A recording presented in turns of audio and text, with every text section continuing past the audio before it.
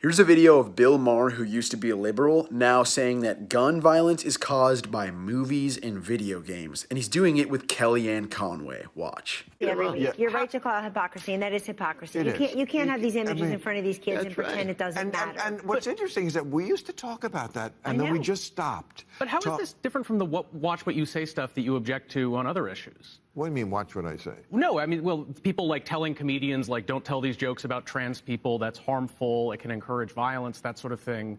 I mean, it's the same sort of feedback effect argument, isn't it? I mean, that, you know, if entertainment matters, it changes how people behave. Right. And so either that's something that's important in deciding what entertainment if you're saying, if you're talking about trans in a way that's hateful, yes, that should be called out. But if you're just talking about it as a subject, well, but I mean, that's sort of then you get into definitional questions. The people who are objecting find whatever they're objecting to. The problem is that the left has moved the goalpost to, if you just bring it up, you're a bigot.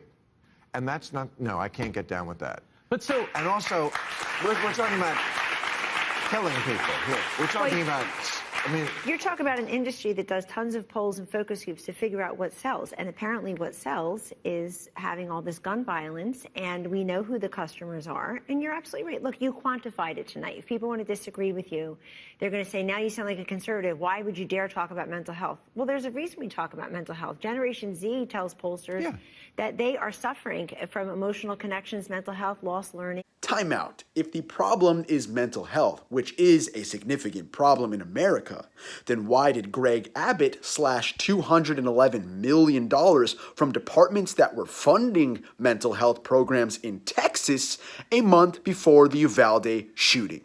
Oh, you don't want to talk about that, do you, Kellyanne? Because it makes your party look like hypocrites, which they are. But let's stop pretending it's always about one thing. And it's not saying we shouldn't make the change the gun laws stop pretending this doesn't matter. But that's part of it. And as long as you have this out there, where every movie these kids see is about somebody picking up video game. You didn't even and video games are mimicking the movies. It's a big part of the puzzle. I think the hard in the school stuff is bad. I think, you know, it's when you treat schools like a fortress and when you put kids through these shooter drills that are traumatizing, it's like sending this message. I don't know. That you should be afraid wherever you go. Right.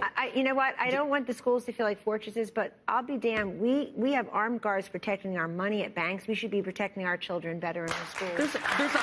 There's 100,000. I'm sorry, Bill, but the mass school shootings in America are not caused by video games like Halo 3 or movies like Pulp Fiction.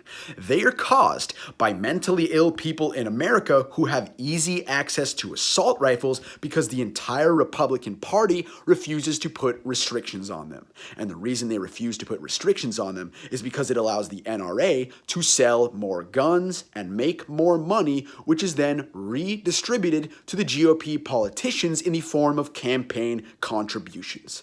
But I guess Bill Maher is not interested in the truth anymore. Instead, he's interested in promoting Kellyanne Conway's alternate facts, which is why I encourage everybody to stop watching Bill Maher and instead watch the January 6th hearings live this Monday.